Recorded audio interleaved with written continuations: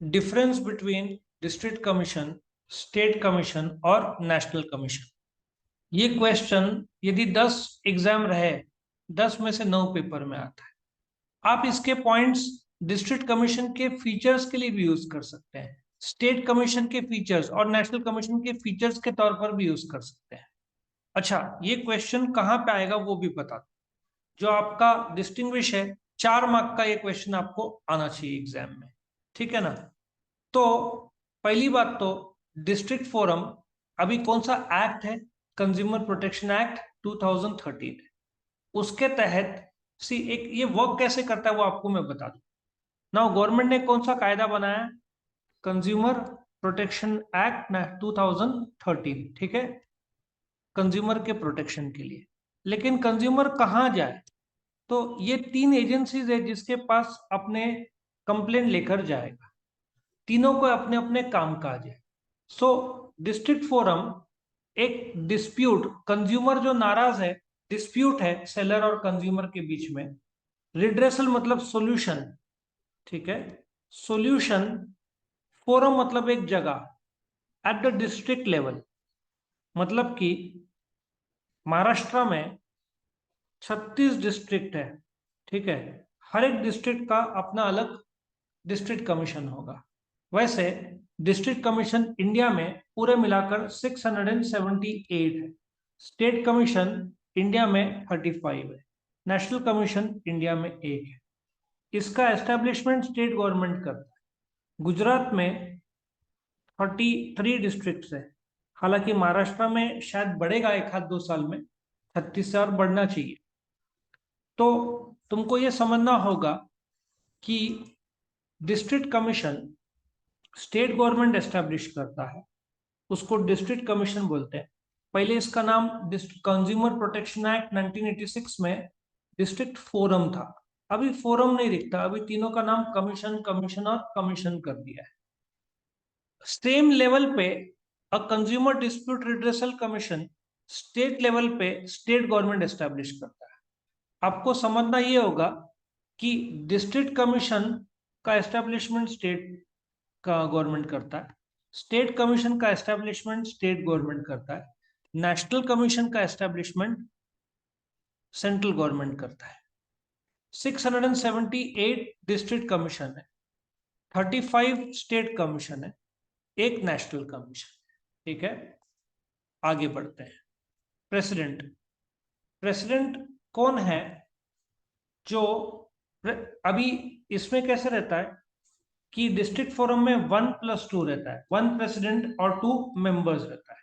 तो जो प्रेसिडेंट है, हेड है, जो सिटिंग मतलब जो फिलहाल डिस्ट्रिक्ट जज है कोर्ट, डिस्ट्रिक्ट कोर्ट में, या तो रिटायर्ड है, वो उसका प्रेसिडेंट हो। यहाँ पे जो सिटिंग है मतलब रिटायर्ड नहीं है, या तो रिटायर्ड जज ऑफ हाई कोर्ट। यहाँ पे जो सिटिंग है या तो रिटायर्ड जज ऑफ सुप्रीम कोर्ट। लेकिन जो डिस्ट्रिक्ट जज, ये अपॉइंटमेंट स्टेट गवर्नमेंट करेगा। यहाँ पे हाई कोर्ट का जज मतलब प्रेसिडेंट का अपॉइंटमेंट स्टेट गवर्नमेंट करते हैं। यहाँ पे प्रेसिडेंट जो कि सुप्रीम कोर्ट का जज है, उसका अपॉइंटमेंट सेंट्रल गवर्नमेंट करते हैं। समझा। आगे मेंबर, अभी इसमें कम से कम मतलब 1 प्रेसिडेंट +2, इसमें 1+4, इसमें 1+4, ठीक है। नॉर्मली तो इसमें कम से कम 8 होने चाहिए मेंबर्स, क्योंकि काम का लोड बहुत ज्यादा रहता है। तो ये लोग डिसाइड करते हैं कितने मेंबर्स, लेकिन कम से कम इधर 2 चाहिए, कम से कम इधर 4 चाहिए, कम से कम इधर 4 चाहिए, ठीक है। Membership tenure, the members can have membership 5 साल या 65, यहाँ पे 5 साल, 5 साल या 67, यहाँ पे 5 साल या तो 67 मेंबर्स का है, ठीक है, लेकिन प्रेसिडेंट का नॉर्मली 70 है नेशनल कमीशन, ठीक है, which ever is earlier. For example यहाँ पे 5 years और 65 है, ठीक है। तुमने ज्वाइन किया द एज ऑफ 62, 62 + 5 होता है 67, लेकिन रिटायरिंग एज 65 बोला है, तो तुम 3 ही साल कर पाओगे। समझ में आया? तो इनका रिटायरिंग एज 65, 67 और यहाँ पे मेंबर्स का 67 है, लेकिन प्रेसिडेंट का 70 है, और यहाँ पे एलिजिबल फॉर रीअपॉइंटमेंट भी है। एरिया कवर्ड, ये डिस्ट्रिक्ट कवर करता है, 678 डिस्ट्रिक्ट्स कवर करता है। हाँ, जैसे नासिक जिला है, नासिक में इगतपुरी, सिन्नर, सातपुर, वो जो भी जिला डिस्ट्रिक्ट है उसके अंदर जो भी एरियाज आते हैं वो सब कवर करता है।